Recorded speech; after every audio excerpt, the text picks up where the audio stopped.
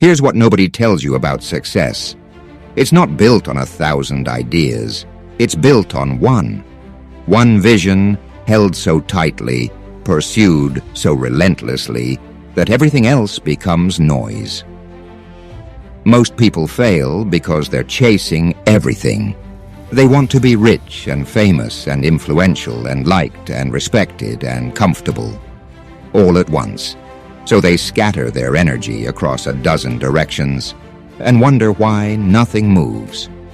But the people who actually reshape the world, they had one vision, one North Star, and they burned everything else to fuel it. The principle is this: clarity of vision creates unstoppable momentum. When you know exactly what you're building, every decision becomes simple. Every distraction becomes obvious. Every sacrifice becomes worth it.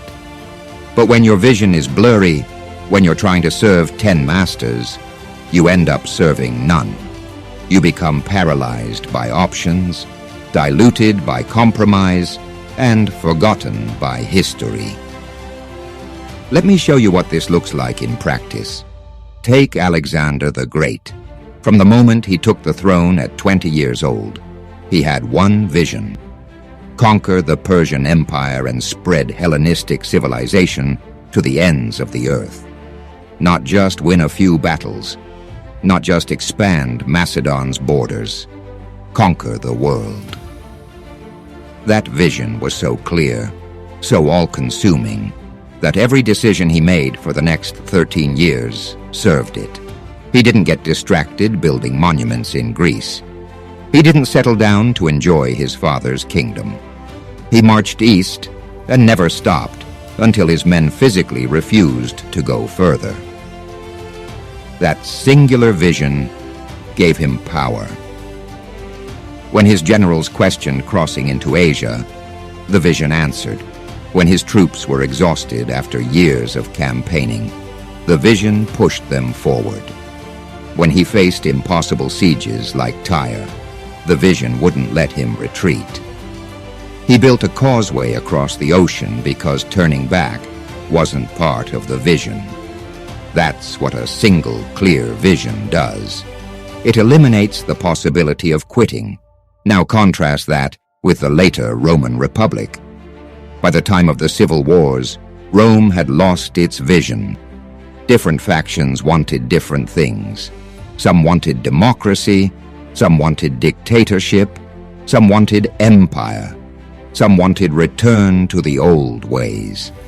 And because there was no single vision, Rome tore itself apart. Julius Caesar had a vision: centralized power under one strong leader to stabilize the Republic. Pompey had a different vision. The Senate had another, and they fought until Caesar's vision won. But even then, without a successor who shared that vision, the empire fractured again after his assassination. The lesson compounds. A vision is only as strong as your commitment to it. You can have the clearest vision in the world, but if you abandon it when things get hard, it means nothing. History is full of people who started with brilliant visions and quit halfway. But the chronicles of success, they belong to the ones who held the vision even when it looked impossible. Look at Moses leading the Israelites out of Egypt. His vision was simple: bring his people to the promised land. But that journey took 40 years. 40 years of wandering, complaining, rebellion, doubt.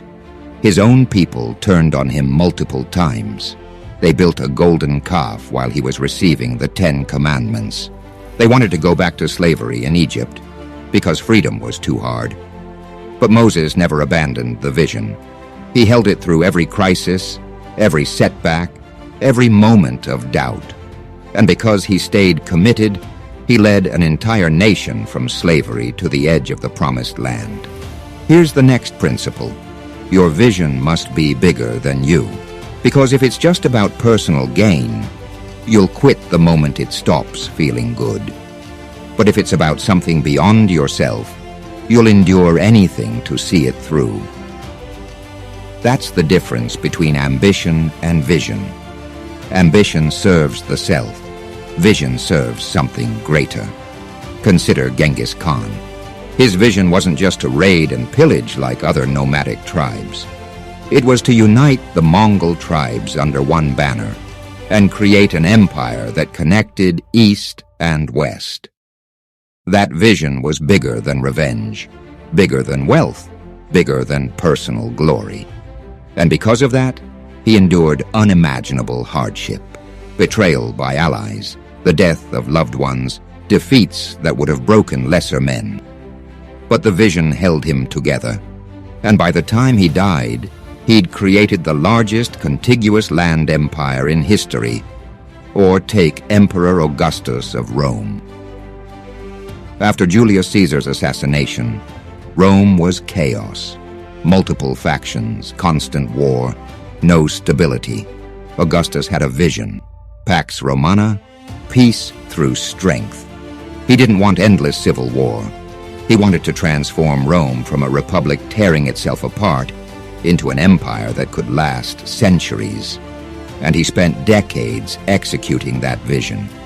He fought wars, made alliances, reformed laws, built infrastructure, and created a system of governance that outlasted him by 400 years. That's vision translated into legacy. Now here's where most people break. They confuse vision with goals. Goals are milestones. Vision is direction. You can achieve a goal and still feel empty if it wasn't aligned with a greater vision. But when you're living inside a powerful vision, every goal is just another step forward. Every achievement feeds the larger purpose. Think about King Solomon. His vision was to make Israel the wisest, wealthiest, most blessed nation on earth. So he didn't just build a temple. He built the most magnificent temple the ancient world had ever seen. He didn't just trade. He established trade routes that made Jerusalem the center of commerce in the region. He didn't just rule. He wrote proverbs, studied nature, and became legendary for wisdom. Every piece of his reign served the vision. And because of that singular focus, Israel reached heights it never achieved before or after. But here's the shadow side. Vision without wisdom can become obsession. Pyrrhus of Epirus had a vision: conquer Rome and become the greatest king in the Mediterranean.